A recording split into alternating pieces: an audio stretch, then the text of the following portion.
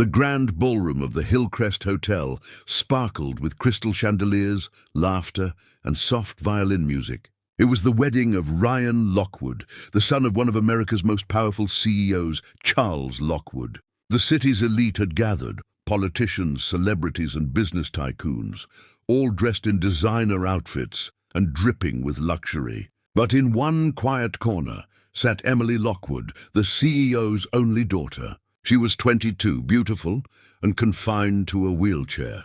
3 years earlier, a car accident had taken her ability to walk, and since then, her presence at family events had become more symbolic than real. People offered polite smiles, but avoided her gaze, pretending not to notice the sadness behind her calm expression. Emily's mother fussed over the guests.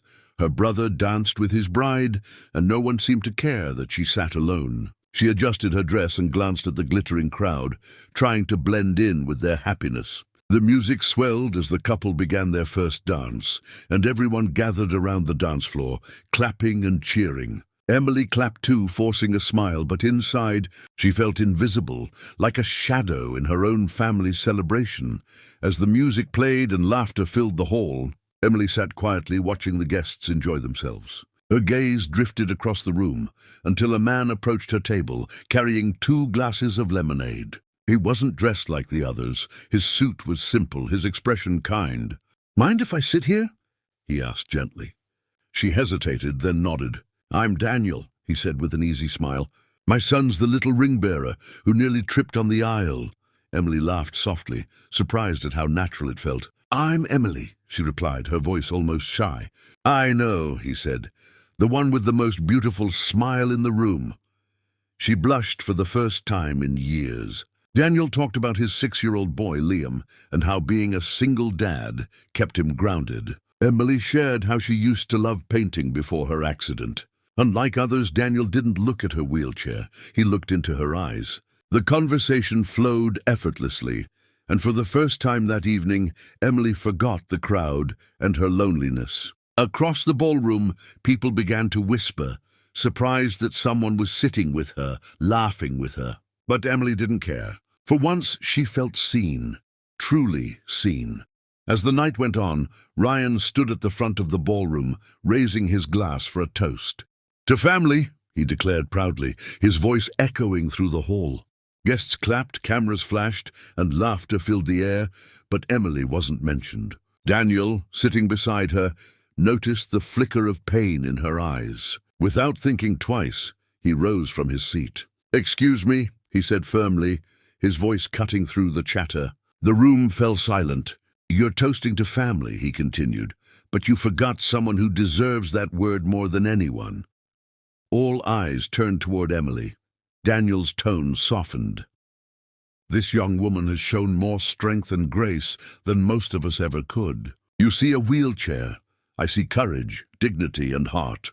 The crowd shifted uncomfortably, the weight of his words sinking in. Ryan lowered his glass, embarrassed, while Charles Lockwood stared at his daughter as if truly seeing her for the first time. "He's right," the CEO said quietly. "Emily, forgive me." The room erupted in uneasy applause. Emily's hands trembled, tears slipping down her cheeks. Then little Liam ran up to her, wrapping his tiny arms around her legs, and for the first time, after that unforgettable night, Emily's life began to change. The next morning, newspapers carried photos of Daniel's speech and the CEO's emotional apology. The story spread quickly. People admired the man who had spoken up and the young woman who had endured so much with quiet grace. Charles Lockwood announced a new foundation in Emily's name to support people with disabilities, calling it the Emily Hope Initiative. For the first time, she felt proud to have her name associated with something meaningful. Daniel and Emily stayed in touch, meeting for coffee and long walks by the lake, where he pushed her wheelchair while they talked about life, dreams, and Liam's school adventures. Over time, friendship turned into something deeper, a bond that felt natural and strong. Liam adored her, often bringing her drawings that showed all 3 of them together. Months later, Emily stood on the stage at a charity gala, speaking confidently about resilience and hope.